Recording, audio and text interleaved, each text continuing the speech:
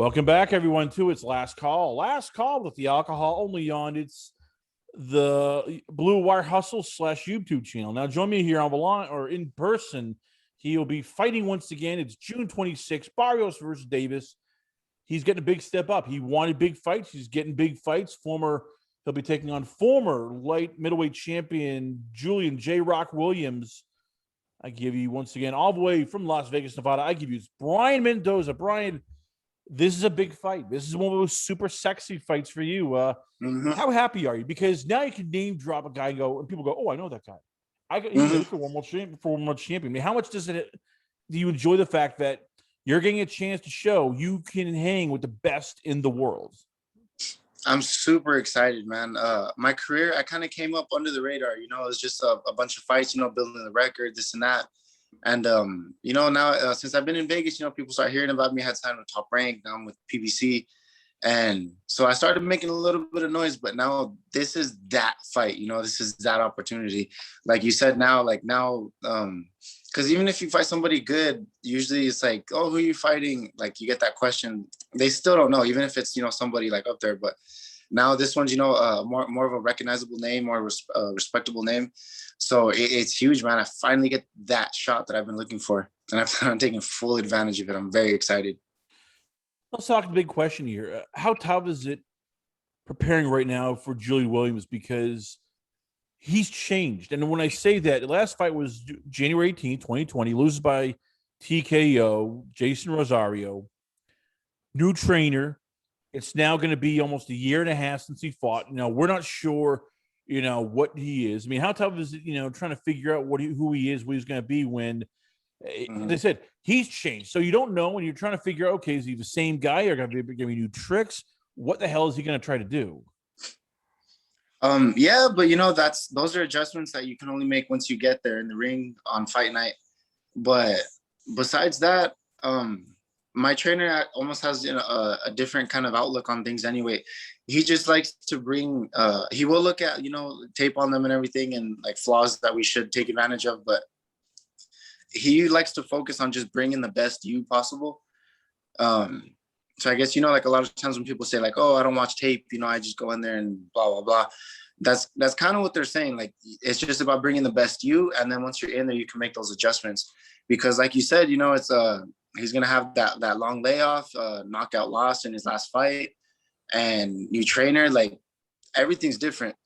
So, we're going to see what he brings, but I'm fully ready, to go in there and adjust to, whatever new tricks or, whatever flaws I see and just kind of go from there. Those are fight night type of adjustments.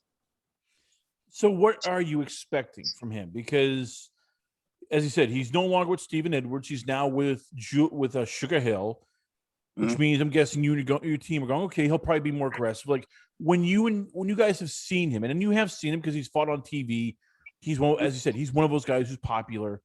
What makes him dangerous? Like when you look at him, what do you look and go, okay, this is what I gotta look out for. This is what he might try to do against me. This is what I gotta take seriously because this is what makes him dangerous. Yeah. No, just like he has a pretty good, he has a couple tricks, are good.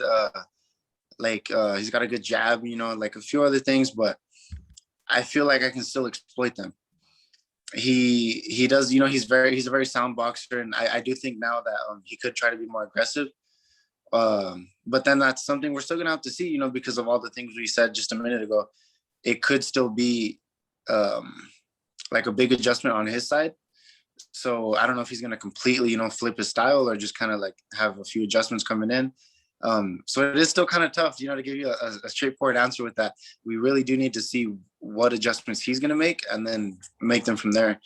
But no, like as far as that, I'm expecting him to try to test me because he is going to think that, that I haven't been on this level before and things like that. So he will try to, take me into deep waters and stuff like that. But that's not an issue. I've been training, took no time off, just been, maintaining, still letting my body recover and everything, but grinding at the same time, learning. And I feel like even me, I'm a completely different fighter, even from my last fight. So as far as that, I'm looking forward to certain things from him, but there's some new things I'm bringing into.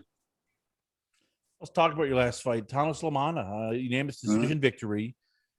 You were coming off a split decision loss, and I remember you and I talked about how it was hard because Top Rank basically let you go, signed with the PBC, backs against the wall. How big was getting that win? How big was it for you? Building some momentum and getting rid of the sour taste in your mouth. Yeah, no, it was huge. I poured everything, my heart and soul into that camp. And you can actually see it in my eyes because my trainer actually, he kind of motivated me going after the 7th round, going into the 8th. He just kind of lit that fire. He said, come on, like, go get it. Like this is who you are, what you do and all that. And you can see it in my eyes when I go out for the 8th. And I think that's really how I took the fight, because I had that fire in me, and I had the 8th, 9th, and 10th where I just lit, and like I had that fire lit up. So it was huge, just all around. I needed to get that win. I literally thought, man, the hell I went through in training camp, because I've been training with the strength and conditioning coaches, Tony Brady and Ed Jackson. Dudes that I've worked with, Andre Ward, the Charlo brothers, Amir Khan, Andre Berto, back to Diego Corrales. It's just endless, and they know exactly how to work you, get you to that breaking point without overworking you. But that all hit me in the fight, everything. And, obviously, like the bitter taste I had from losing that split decision the way I did. And no, it kind of all came out, but it's that chip on my shoulder is still there. And I think you guys are still going to see that on fight night. It's as a lot of people tell me, the last 3 rounds are always the toughest because it's more about war. It's the battle of attrition. It's who wants it more, who's hungrier, who's mentally tougher. And that's not one of those things where you can develop. It's not like a jab. It's not like footwork. It's not like body punches where it's easier because it's just technique. This is something that's you. So how tough was it for you learning that, developing that? When, let's face it, it takes a while, because when you're first starting out, you're just beating people up and you're knocking people out. How tough was it for the Lamana fight where it's like, okay, I got to find out who I really am. I got to find out, can I really do this? Yeah, that's something, people always say, like, I'll go through this, I'll do that when I'm in the ring, but you don't know how you're going to react until you go through it. And I learned a lot about myself in that fight. I learned, like, I can, take a big shot, move forward. I won't freeze or anything after that. I got cut for the first time. And after, that like round of adjustment, like I didn't even care that I was bleeding anymore. So that was good, to prove, because I always said I would, that I wouldn't care if I was cutting this and that, but that's something that when you're under those lights and everything, it's just, you don't know how your body will react. So I proved, a cut won't affect me. Getting caught with some big shots, whatever, don't affect me. And that final push, I do believe that's something, you have in you. You'll see it in sparring. Like there's guys where as soon as they get tired, the skill kind of goes out. They start doing sloppy stuff or whatever. But I've always had that drive. So that one, I even though I hadn't had to pull that out like that, I guess, in a fight, I still knew. And either way, I think that comes from the work ethic. I think everybody, has that one thing that makes them special, that differentiates you from everybody. And with me, honestly, I think it's my work ethic. I don't like to take time off, and I prefer to get yelled at for staying in the gym too long than for not showing up or anything. That's always been my thing. So no, that's just the work ethic. And I thought about, like I told you, the hell I went through with the strength and conditioning coaches. They took me to my limits. They broke my limits. And you think of all that. If you cut corners and you cheat and you do this and that, you're going to remember that in the fight too. And that's when you're going to break down. But no, that confidence and that drive at the end, that came from just all the work I put in. I literally thought of that in the ring. I was like, bro, I did all that. I'm not coming here for an L. I'm walking away with this. And that's what made the difference. How tough was that fight for you also, in that it was during the pandemic and it's in LA, it's in the theater, so there's nobody there. So all the things that you usually as a fighter love, fighting, with the hometown crowd, fighting off, the crowd itself, the adrenaline, everything. It's a quiet, basically studio. So Lamana can hear his corner as if they're literally right in his ear. You can hear your corner, literally as if they're in your ear. how weird was it, sometimes where it's almost like a battle of the corners going on, fire a jab, ducking, bob and weave. And you're literally going, okay, are we talking to me? Are we talking to him? Who that, because you can hear everything, including even the commentators who are going, well, he should do this. So it's almost like you're getting, how tough was it, trying to, just take in the information, but you're getting just a smorgasbord of information from everybody, it seems. Yeah. There's a lot of pros and cons to that. The pros are when you're coming up in boxing, that's pretty much how many fans are in a lot of those stadiums. Unless you're an Olympian or like some big prospect coming out of the amateurs, you start off in shows like that. Like I've fought in front of empty crowds before, coming up, just to get a fight and go home. But so that part, you just remember. But the crowd does give you just a different level of adrenaline. That's when you truly wake up. But it is just it's the positives and negatives. Like in that fight, and that was another thing. I can't remember what round it was. His corner kept telling him to set up like maybe a right hand or something, and I literally just put this hand up. I blocked him. I was just walking that way, and he couldn't throw because he was trying to force that. And then he couldn't hear my corner because my corner was speaking Spanish. Yeah. So that was a cool little difference there. But was it weird though, when, and I hate to jump in, was it weird though, like you could even hear Lennox Lewis probably saying, well, Amani needs to really go to the body, and then all of a sudden you're like, oh, wait a minute here, he's getting coaching from a second person. Then you'll hear maybe Lennox Lewis going, or even one of Joel Goosen going, well, Mendoza really needs to throw that right hand. You're going, oh, I'm going to throw the right hand. I mean, was it weird hearing them almost getting? That's what. No. That was the one thing. I'm not sure if they were actually ringside. I never heard them. Right. That is one thing. I get what you're asking, but I didn't hear them. And I guess thank God I didn't, because I would have realized like just how underdog or B-side I was. I knew I was obviously the underdog. I came in as a B-side and everything, and that was extra motivation. But just the level I was against, even the commentators and everybody, that was tough. But you're in the ring, man. Everybody can say what they want, but it's just me and you in the ring, and that's what it is. I got the job done, and it was a weird experience. Like the like legitimate no crowds and stuff, but the stuff you go through. And I'm happy. This is a pay-per-view event, my first pay-per-view, obviously, and a journalist from New Mexico, he actually told me that I'm going to be the first New Mexican on pay-per-view since 2007 or something. So that's a big honor, more motivation to add, more fuel to the fire, and I'm glad to get back to some legitimate crowds.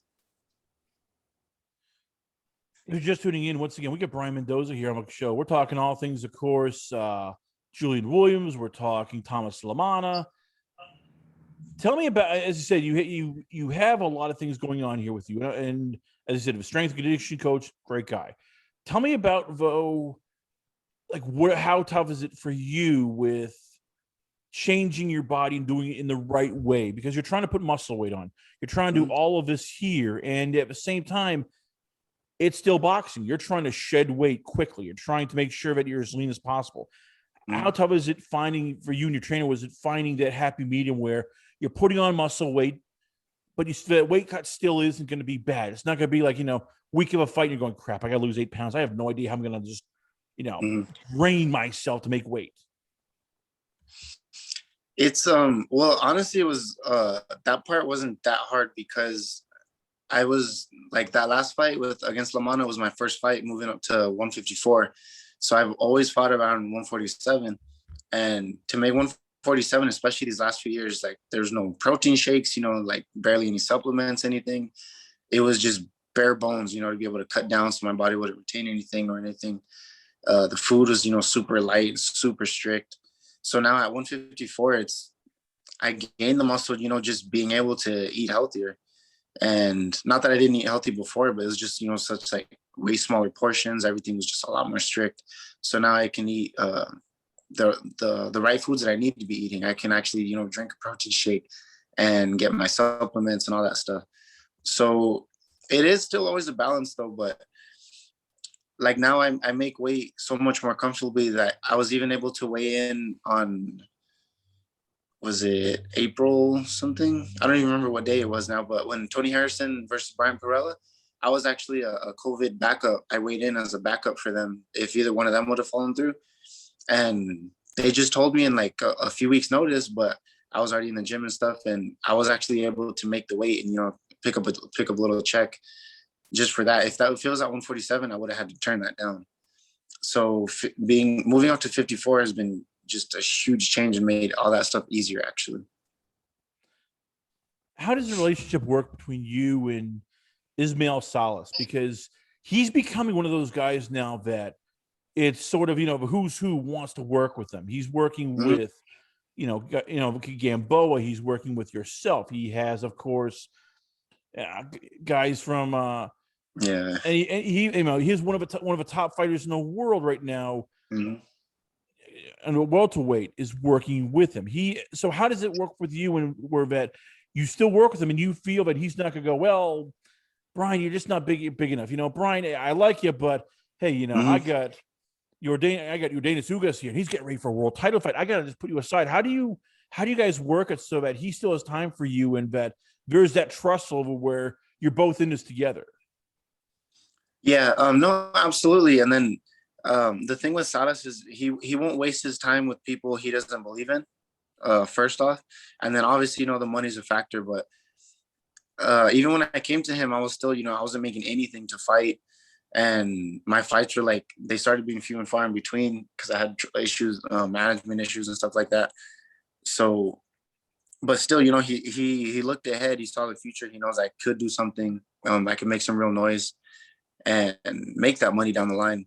So, but now, you know, like fighting guys like Julian Williams, I am one of those guys. And then moving past this, I become those guys that you're talking about. So, you know, it's just all these little things that like add so much more fuel to the fire. Because I have thought about that as well, but he's always seen the potential, the talent, and then my willingness to learn, which is another huge aspect, I think, of just me coming up. But no, like really, that's kind of it. Like after this fight, I become one of those guys. And he's also pretty good about splitting us up. He'll spend like the entire day in the gym. He'll have, you know, maybe Lara or Robesi Ramirez, who just fought today and actually won. He'll have them come early, still a little like, you know, an hour apart, but they're like, you know, early sessions, 9, 10. I'll come in at 11, 12. Ugas is 1 or 2. Gamboa, like he's there the whole day and he splits us up to be able to give everyone that attention. Because, you know, as fighters at this level, you can't be hitting 3 or 4 of them, giving them mitts at the same time. That's amateur stuff or, you know, just whatever, like little conditioning. But he does split his day up and he does spend a long time in the gym. So that's a big part of it. How does it work with you and him? Because, this is the question I ask every fighter, because every trainer has a style. There's some guys like Mayweather, you know, Floyd Mayweather Sr. is a defensive genius. That's what he likes to do. He trains his fighters to become more defensive. Guys like Freddie Roach and Abel Sanchez, they were offensive trainers. It was attack. What does Ismael Salas do for you? And how much of what he does is go, okay, you are who you are. I'm not going to try to change you. I'm not going to make you into a Cuban fighter because you're not Cuban. How much does he look and just go, okay, these are the strengths. We're going to heighten them. These are the weaknesses. We're going to fix them and just try to make the best you. That's literally the answer to the question. He doesn't look to change people's styles, especially since he's usually, you know, getting fighters that need to be fixed. A big part of it is like, you know, Lara came back, you know, at the end of his career. Ugas was retired when he went to Salas. He came off like, I think 2 or 3 losses or something. It was like 2 losses back to back. And look, Gamboa is back now. Robesi Ramirez came at the beginning of his career, but, you know, still had to make that change to the pro level. And Jorge Linares, I could give you endless examples. So he's more of a fixer than, you know, trying to like change who you are. And then you really answer the question. He doesn't change your style. He looks at your weaknesses. He says your balance is off. You lean too much this way. When you punch, you do this. Right before you know, he looks at all the little details. He's the type of guy that like, he could be looking like this and you're over there. And he'll still like, that jab was trash, or this was like, or that was good, or something like that. He's very detail oriented. And then I think that's really what it is. It's all fundamentals. It's the most overused, like repetitive word we have, but it's honestly the fundamentals. He looks at your feet, you know, you're turning your feet, knees, everything, or hips into it. Are you popping? Are you relaxed? And it's all in the details. He does not try to either change you into either a forward fighter or a boxer, because, you know, you look, he's had guys like Ugas. Ugas isn't a Cuban style of fighter. He comes at you. He's trying to fight. And then he's also trained guys like Guillermo Rigondeaux, and that guy's pure boxer. You know, he doesn't, if he wants to fight, he'll take over, but he usually wants to just box, you know, and pick you apart from the outside. And, you know, that's, even those two fighters right there, the proof that he won't try to change your style. And it's just like you said, it's the little improvements. And that's how he's made them, because a lot of fighters, especially later in their career, they have like some kind of big flaw that people just, they see it wide open, so they keep taking advantage. And with me, I came to him because I knew that's what I needed to get to the next level. It wasn't so much, you know, being fixed. It was just, I felt like I hit a plateau at my hometown in Albuquerque. And I was studying his training videos, and I realized that he works on your details. It's a lot of fundamentals. You're always balanced. And yeah, like he teaches defense, but he teaches it to counter and stuff like that. So as soon as I saw he was back from England, I came running over here to meet him. It all worked out, and then the rest is history. But every single day in the gym, just working on the fundamentals from the ground up, just building that foundation. All comes down once again to, as we said, June 26th. It's you versus Julian J. Rock Williams. I've talked with Williams in the past. I know, and as I said, I know what kind of guy he is. His feeling is he's going to be very confident. He looks at you, and he'll probably think, okay, I have the advantage. I've been in these wars. I've taken on guys in their backyard. I fought for the world title. I've won the world title. I know what it's like to have to go 12 rounds. I know what it's like to have those fights where nothing is going well. That's why I'm going to beat this guy here. Mm-hmm. How big is it for you to not get overwhelmed, to all of a sudden just go, oh, crap, this is the world champion. Oh, crap, I'm on pay-per-view. Oh, crap, my money is going up there? Because we've seen that happen. How big is it for you to just go first minute, first 2 minutes, first 3 minutes, don't think about anything else, just that first round? That's a mentality you work on, and you're not going to get that in one training camp. That's a mentality you build from when you turn pro, and that's something you have to constantly always work on. I've never cared. There's days like, say like I'm done training, you know, it's been a tough day, and my trainer, like someone, like say like a world champion, or, you know, someone real tough comes in and they were looking for sparring, and my trainer's like, yo, can you give him a few rounds? And like, we'll end up doing, you know, whatever, 4, 6, 8 rounds. And I just don't care. I don't feel that like nervousness, like, oh, like, you know, the hype, this is such and such. And I've sparred with Lara, I've sparred with Ugas, like everybody. I learned from Gamboa and Robesi all the time. Robesi's helped me a lot, actually. I just have an entire team. You know, I'm not even mentioning all the guys. I have an entire team that's always with me. And yes, in the ring is different. I will admit that. But I just personally, I've never cared. I don't get starstruck, even, you know, in public, say like I see, you know, someone really famous, celebrity boxing or not. But it's something personal. I don't care. You're human. You bleed just like I do. That's really it. There you have it, ladies and gentlemen. Once again, it's going to be Gervonta Davis versus Mario Barrios. It's going to be this man here against Julian Williams. I give you, once again, it's the Bala himself. I give you, it's Brian Mendoza. Brian, before I let you go, where can fans check you out at? Where is the Twitter page, Instagram, the website, and who are the sponsors going to be for this fight coming up on June 23rd? I actually have a couple sponsors, and I'm still working on some more. I got Fit Club. It's a gym out here, La Patrona. Restaurant out here and stuff. There's a few big ones that I'll be posting soon, but the Instagram, the Twitter, everything all across the board, it's at La Bala Mendoza, and then even Facebook, Brian Marino Mendoza, and you can always keep up with me there. You know, I post highlight stuff, training, fighting, whatever, and I'll keep everybody updated on all the details coming up as this fight progresses.